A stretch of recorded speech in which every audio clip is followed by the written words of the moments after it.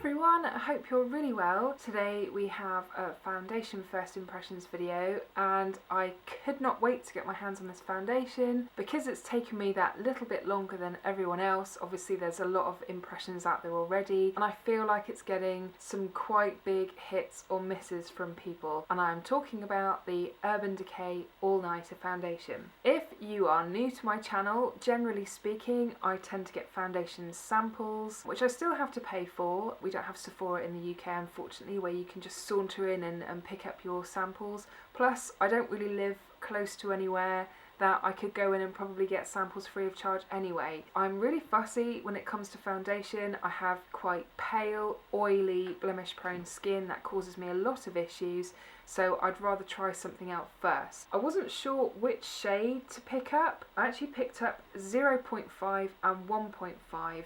I've gone for the 0.5 ones because I believe it's those that are for a pink undertone, whereas the straight numbers, so 1, 2, etc., are for if you've got a yellow undertone. And I've gone purposefully really light because I've heard a lot about this foundation oxidizing.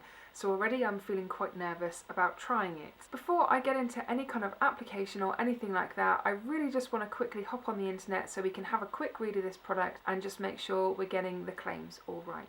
Okay, so here is the official Urban Decay website. It costs £27 for a standard 30ml and seems to come in a pretty decent shade selection. This shade selection is all the more complicated due to it oxidizing darker, so you will need to be careful what you choose. They describe this foundation as obviously being long wearing, but also state it'll provide flawless full coverage with a modern matte finish that won't look overdone or flat. It's a lot more pigmented in this formula, so apparently you shouldn't need to use so much or have to build it up. It's also going to diffuse light and blur flaws whilst absorbing oil to reduce shine. Wow, there are a lot of claims there. Of course, they're going to take the chance to promote one of their pro brushes for application and then finish with their all-nighter spray.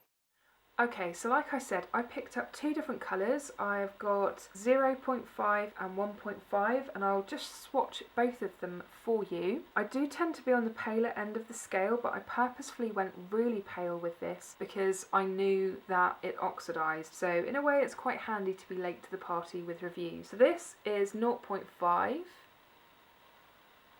Which does indeed look very pale, but hopefully it will be workable. And now we've got 1.5, which doesn't look terribly different from the outside. It's quite a thick foundation, I'm struggling to get it out. Okay, there we go. Okay, so that's the two swatches side by side. There really isn't a lot in it. You can probably see on camera that this is definitely very pale in comparison, whereas this is definitely more pinky. I'm really not sure which one to go for because of the fact that it's potentially going to oxidise. So what I'm going to do, I'm going to leave those swatches to sit for a minute, and whilst we're waiting, we'll get you zoomed in a bit and I'll talk about what's going on my face. Okay, so now we've got you zoomed in a little bit, let's just have a quick look at these swatches again. I'm leaning probably more towards trying this one, but I think I'll swatch some on my jawline depending on how they oxidise as well. So if you are new to my channel or you just want a quick reminder of my skin type, I do have oily prone skin, which is the bane of my life. It just sometimes really gets oily across my forehead, so I do struggle quite a bit there. In terms of anything else, I did mention that I was blemish prone and I've got this funny little spot that's just decided to come up on the side of my nose, which is always lovely, but it'll be, you know, something for me to cover up. I've got a couple of spots down here. My chin area is usually the trickiest part for me to cover, but it's not looking too bad today. And other than that, it's just usual kind of redness and needing to even out skin tone and things. So there's not too much going on, which is absolutely amazing. That's not often the case, particularly with the fact that I do tend to be trying quite a few new things. I don't tend to break out that much. I'm not really sure what it is that breaks me out. I think it's usually more my hormones and my personal mood, like if I'm feeling stressed and stuff, that's when I tend to break out. So luckily it's not generally when I use a particular product. I've not mentioned this before in any of my other foundation videos, but I think it's probably worth mentioning that I do have fine lines. I'm getting to that point in my 30s now where I'm noticing these things a bit more, So I have fine lines around my eyes. I've got some quite spectacular lines starting to appear on my forehead, which is fabulous. And I also have some hyperpigmentation issues as well, which doesn't bother me too much, but I think it just kind of makes you realise that you should definitely look after your skin when you're out in the sun. So let's see how these swatches have got on. On camera, I feel like they're still picking up not too bad. I don't think it looks like it's probably changed that much. I would definitely say that they have darkened in real life. Yeah, I don't think this is really showing up, which is really unfortunate. Maybe it will continue to oxidise and you'll see. The lighter shade of the two definitely does look as though it's oxidized. So I think before I decide which foundation to go for, I'm just going to pop some on my jawline just to see how it looks before I commit myself. Let's go with 0.5 and 1.5. I think I could probably make the 0.5 work, but I'm going to play it a little bit safe and I'm going to go with 1.5, I think, just to be on the safe side, because it's the one out of the two which is blending into my skin tone a bit more. I think I could probably get away with both though.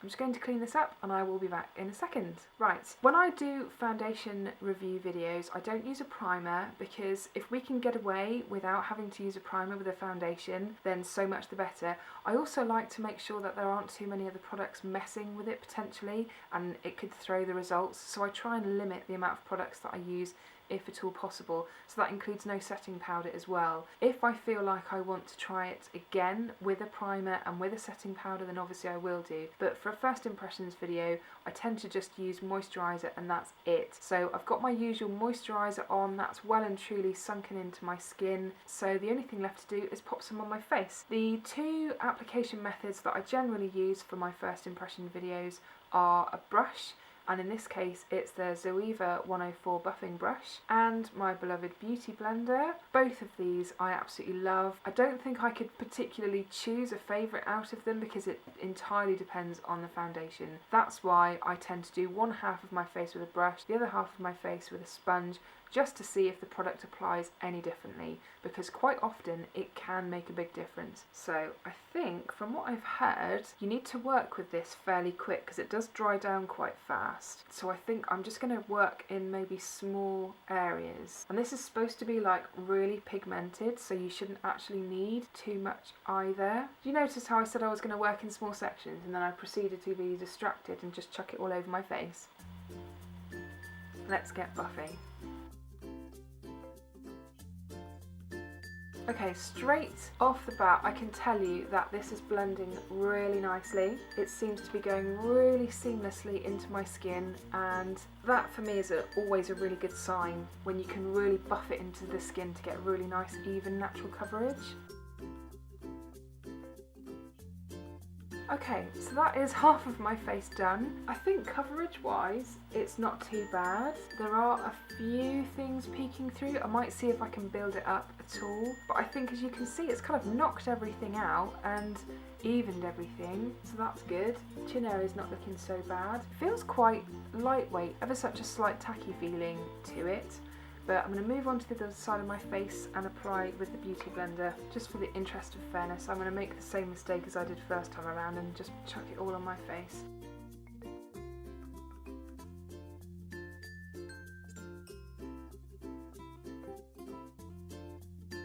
Okay, I'm pretty sure I used the same amount for both sides, but I kind of feel like the beauty blender side has been sheared out a little bit. I don't think the coverage is perhaps quite as good. But I think what I'm going to do is I'm going to build up this first side a little bit more just to see how it goes on top of itself, and then I'll do the same on the other side. What I do like about foundations like this that are highly pigmented is you don't need quite so much, so if this proves to be a good foundation, I think it would potentially last quite a long time, and that's no bad thing. Let's see if this does okay on top of itself.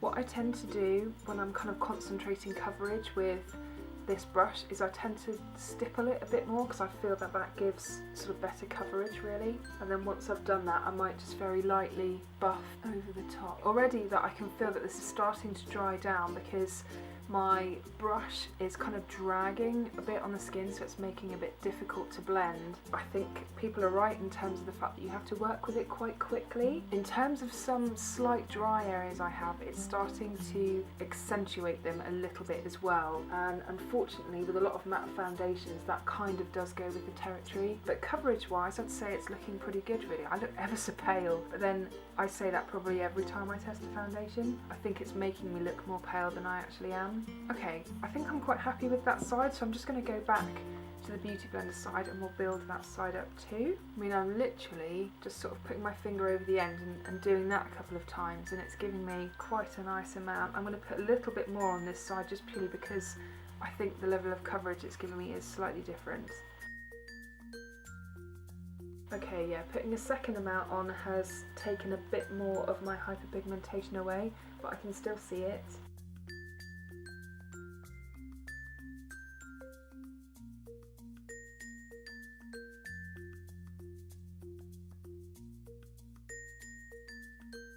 Okay, that's the other side done. Just going to have a little bit of a quick look up close in the mirror and just see how it's looking.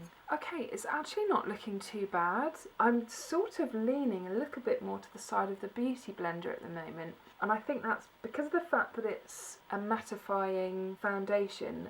That slight bit of moisturisation that you get by using a damp sponge just helps it look a little bit better when you apply it. It feels like it's dried down. It does feel a bit tacky on both sides, but it's comfortable, you know, so far so good.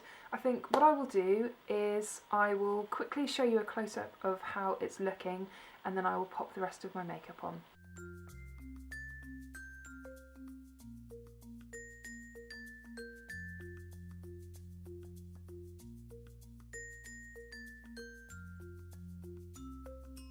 Okay, there we go, that's the rest of the makeup on.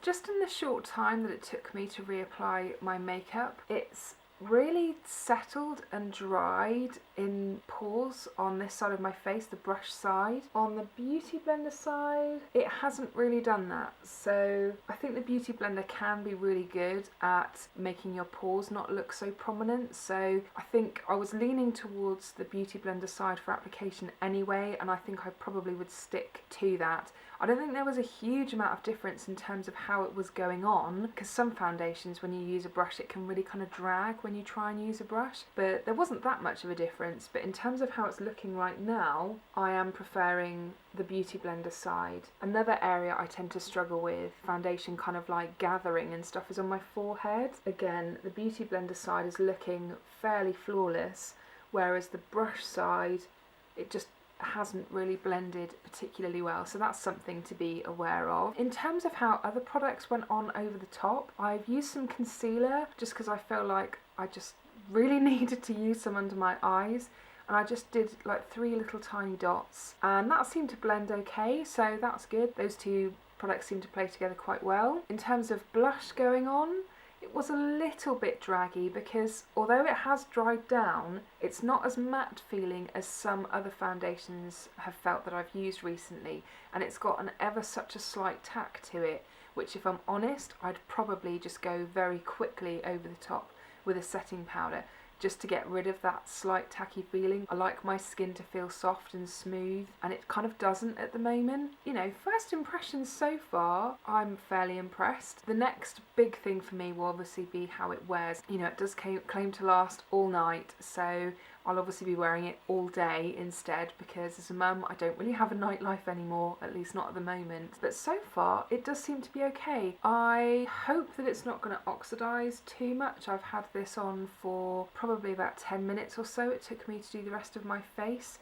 But if we go back to the swatches, hopefully you'll be able to see how much they've darkened, because they've definitely darkened. It's not really dramatic, but it's enough that I think if you went slightly wrong with your shade choice, it would be really obvious. But I think I could probably get away with wearing both. We shall see. So that concludes this section of the video. I will be back in just a second at the end of the day with my final thoughts and how I feel like it's worn and whether ultimately I think it's worth you guys trying. So I'll see you in a minute. Okay, so this was an unexpected challenge. The world has just decided it's suddenly going to get dark at this time of day. And in the short time it's been since I've last done a foundation first impressions, I've gone to film at my usual time and it's really dark. So sorry to be a complete cliche, but I am so sorry about the lighting. Obviously, I'm going to have to come up with some kind of fix because this is not looking ideal. I feel like I should be telling you a ghost story right now.